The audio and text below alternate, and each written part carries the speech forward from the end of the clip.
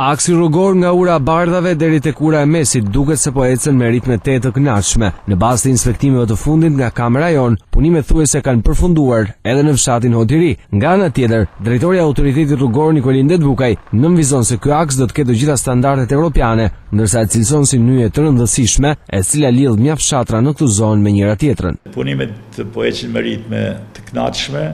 Sigurisht është e lidhur edhe me nivelin e kompanisë që po operon, që është një kompani më të mira pa frikë në vendin tonë. Është një rrugë hyrja lindore e Shkodrës, e kena thënë disa lidh shumë komuna dhe qarkullojnë shumë banor. Është një rrugë me parametra më bashkëkohore që është bën në vendin tonë dhe besoj që e meriton edhe kjo zonë.